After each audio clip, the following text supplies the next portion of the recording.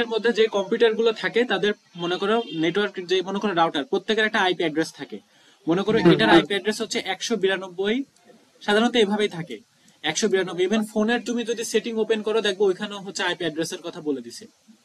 আচ্ছা ঠিক আছে, তো মনে করো এখানে আছে হচ্ছে 192.168.0.0। ঠিক আছে, হুম এখানে 5 মিনিটস এর লিমিট দিয়ে দিছে, আল্লাহ এটা কি ঝামেলা। আচ্ছা মনে করো এখানে আরেকটা আইপি অ্যাড্রেস আছে, তো জি 192.168.0.1।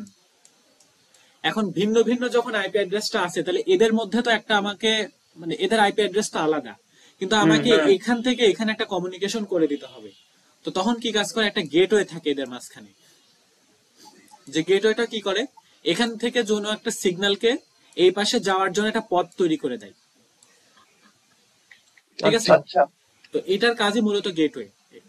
তো অপেক্ষাকৃত দামি এবং কনফিগারেশন, হ্যাঁ দুইটা তো আইপি অ্যাড্রেস আলাদা না? অবশ্যই আইপি অ্যাড্রেস আলাদা, এবং সেই কারণে গেটওয়েটা ব্যবহৃত হচ্ছে। এখন এটা কিভাবে এটা ভিন্ন আইপি অ্যাড্রেসে কাজ করে সেটা আসলে তোমার জানার ব্যাপার না, বা আমাদেরও এই পর্যন্ত এতদূর ডিপলি শেখাই নাই। আচ্ছা আচ্ছা জাস্ট কাজটা মনে রাখতে হবে যে এটা আসলে কেমনে কাজ করে।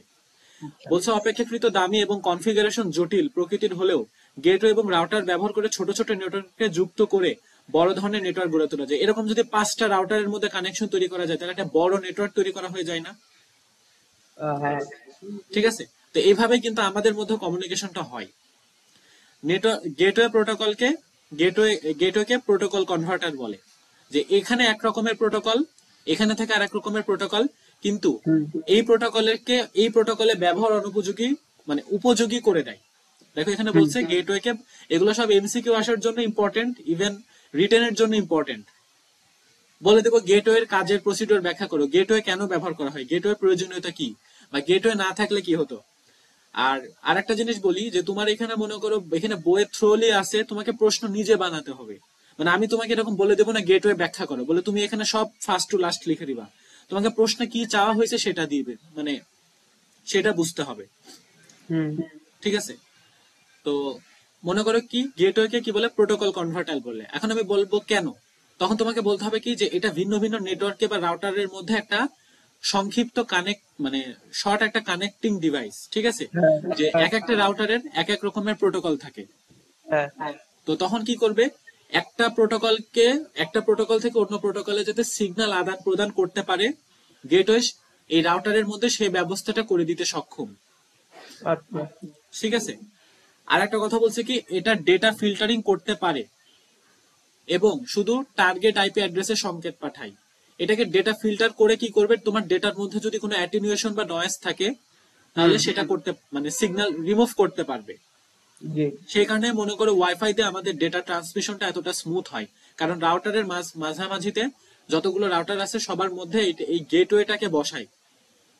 কিন্তু আচ্ছা আমাদের যেই মানে আমরা যে, যদি এখন আমরা সিম কোম্পানি গুলো বা সিম অপারেটর গুলো থেকে যদি আমরা এমবি কিনি, তখন কিন্তু এখানে গেটওয়ের মানে বড় নেটওয়ার্ক, তাই গেটওয়েটাও মানে লিমিটেড। যদি এখানে গেটওয়ে থাকেও তাহলে সেটা লিমিটেড, মানে এতটা উন্নত না। তো সেখানে হচ্ছে কিছুটা প্রবলেম থাকে, এবং টার্গেট আইপি অ্যাড্রেসের সংকেত পাঠায়। তো তোমার রাউটার থেকে আমার রাউটারে সিগন্যাল আসার সময় এই সিগন্যাল মানে উভয় উভয় আইপি অ্যাড্রেসটাকে জানছে, এবং হুম সেইভাবেই হচ্ছে সিগন্যালটাকে পাঠাইছে। আচ্ছা ঠিক আছে, আচ্ছা প্রবলেম থাকলে বলো। 4 মিনিট হয়ে গেছে, 5 মিনিটে গিয়ে অফ হয়ে যাবে। এটা আমাকে আবার সাইন ইন করতে হবে, নাহলে 5 মিনিটের বেশি দিবে না। স্যার এখন যে কথা বলতেছি এর মধ্যে কি আইপি অ্যাড্রেস আছে? না, কথার মধ্যে তো আইপি অ্যাড্রেস নেই, আইপি অ্যাড্রেস আছে রাউটারে, আইপি অ্যাড্রেস আছে ডিভাইস গুলোর। যেমন গতদিন তোমাকে আমি এখানে বের করে দেখাইছিলাম যে এখানে আইপি অ্যাড্রেস আছে মানে কথার এখন মধ্যে বা আমার ডিভাইসের সাথে আপনার ডিভাইসের? হ্যাঁ, আমার এবং তোমার ডিভাইসের আইপি অ্যাড্রেসের মধ্যেই মানে কানেকশনটা হয়েছে, আইপি অ্যাড্রেস দিয়েই কানেকশনটা হয়েছে। আইপি অ্যাড্রেস না থাকলে কিন্তু চিনতেই পারতো না যে কোন ডিভাইসের সাথে কোন ডিভাইসের আমরা কমিউনিকেশনটা হচ্ছে। এবং এই এখন কাজগুলো এটা না রাউটারই, থাকলে কি হইতো, মনে করেন আইপি অ্যাড্রেস নাই? আইপি অ্যাড্রেস না থাকলে কোন ডিভাইসের সাথে কোন ডিভাইসের কমিউনিকেশন হচ্ছে এটা বুঝতে পারতো না, সিগন্যাল গুলো উল্টাপাল্টা ভাবে আসতো। আচ্ছা ঠিক আছে, এটাই। ঠিক আছে।